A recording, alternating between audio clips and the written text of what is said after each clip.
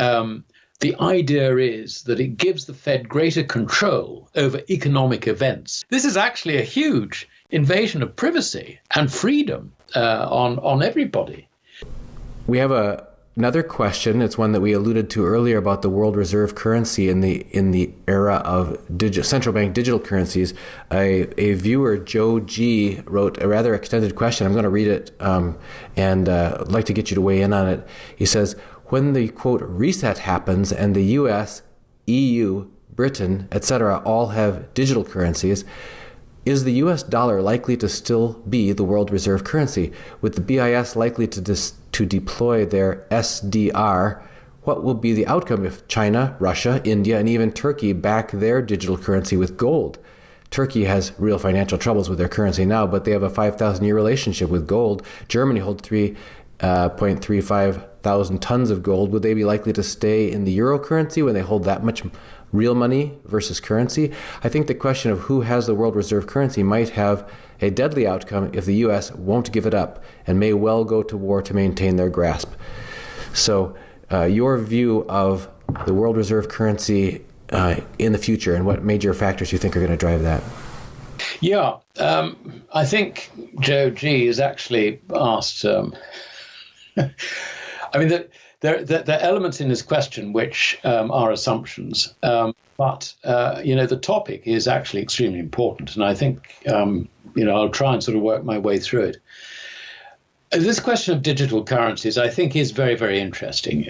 So far, the people who've been involved have basically been central banks. It's all been, if you like, coordinated by the Bank of International Settlements. They've set up a committee. And the committee gets all the information in from the various central banks as to what they're doing, what their intentions are, how they're progressing, and they're disseminating that information out to help other central banks formulate a digital currency policy. So this is very definitely something that is developing. When it comes to America doing this, I think we then start running into problems because it then starts moving from the arena of the central bank, the Fed, into the political arena and the commercial banking arena. The whole point of a digital currency is that you end up with people having a direct account, businesses, individuals, whatever, having a direct account with the Fed, which bypasses the commercial banking network. So the first question we've got to ask is, how are the commercial banks going to react to having this business stolen from them? I mean, I would have thought that they won't be very positive about it. Now, the American political system, so far as I understand it, is that banks effectively sponsor the politicians, both Democrats and Republicans. So I think anyone who supports a move towards digital currencies in this format, I mean, it may not they may modify it into something else, I don't know, but assuming that the idea is that it gives the Fed greater control over economic events, which happens because the Fed actually can direct the money to individual businesses, individual sectors, individuals. And it can deal with things like money laundering because, if it doesn't like the look of you or me, then, okay, we don't have an account. So this is actually a huge invasion of privacy and freedom on everybody.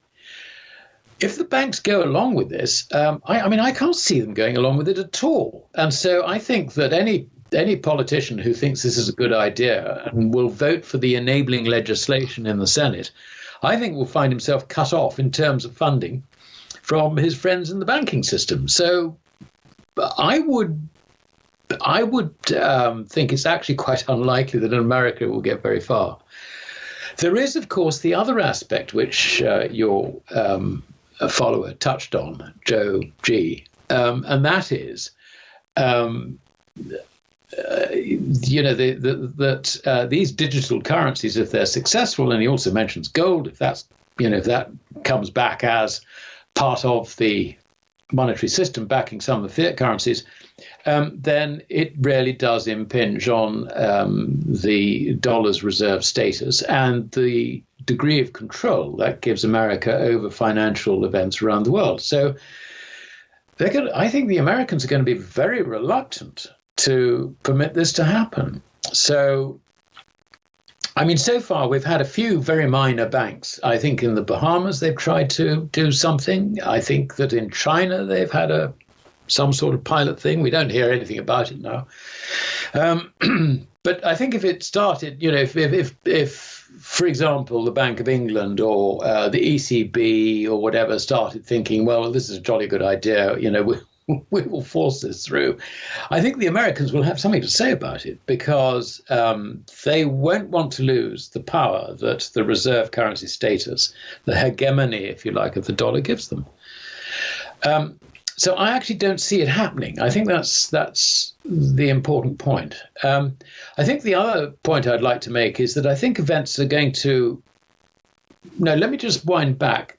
We do actually have a historical precedent for this situation where one failing currency is replaced by the authorities with another currency, which subsequently failed. And I'm referring back to the time of the French Revolution, the assignat, which started off, if you like, as a bond, which the idea was that it could act as a currency, and it actually had a yield, and it was issued in increasing quantities, and the result was its purchasing power went down. It wasn't convertible into specie, gold or silver. When that failed, they came up with another bright idea. Let's come out. There's a new currency, the territorio mandat, and that failed. I mean, initially people were glad to get rid of the old assignat. And they had bonfires burning these notes in the center of Paris, and they welcomed this new currency. But within 6 months, it had gone completely. So, if you want to have currency stability, you do not achieve it by replacing one fiat currency with another fiat currency. And the point that gets lost in all this is that the reason that the fiat currency fails, let's put it very simply, is that people lose the faith and credit in the issuer. So the issuer can issue a new currency, a digital currency or a new fiat currency, whatever it might be. But the thing that has gone is the full faith and credit in the issuer. That is the key. And this is why gold always comes back. Gold and silver always comes back. And I'm talking physical, not some sort of representation of it that cannot be exchanged for gold or silver. Always comes back to replace failing fiat. So, and in the current environment, I mean, we talked earlier about the interest rate outlook. That's going to be destabilizing. And I think that, if you look at Japan, as they struggle to allow interest rates to rise in order to protect the currency in terms of its purchasing power, then you've got to bear in mind that the banks have a gearing ratio of capital to equity of in excess of 20 times. All the big ones have. I mean, this is horrendous. In Europe, you have got some banks on as much as 30 times. Now, that's in the Eurozone. The UK's got some which are looking like, I think Barclays is something like 20.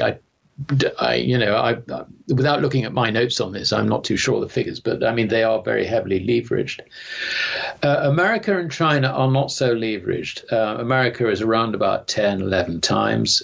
China is similarly about 11, maybe 11, 12 times. So that is high. I mean, that really is high. You would, in the past, you would reckon that it was sort of 8 to 10 times leverage is high.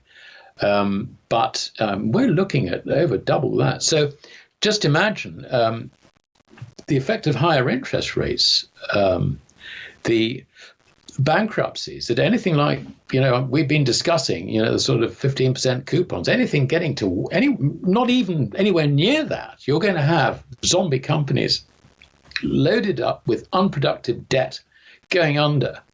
So what does that do? And also, what does it do to the collateral that the banks hold? I mean, we're looking at an equity market which, with rising interest rates of anything, sort of a tenth of that, well, no, a quarter of that, you're going to see a bear market developing in equities. So the value of the collateral held by banks against their loans is going to be going down. So they're going to be forced sellers. The foreigners are going to be forced sellers. I mean, they got $14 trillion of US equities.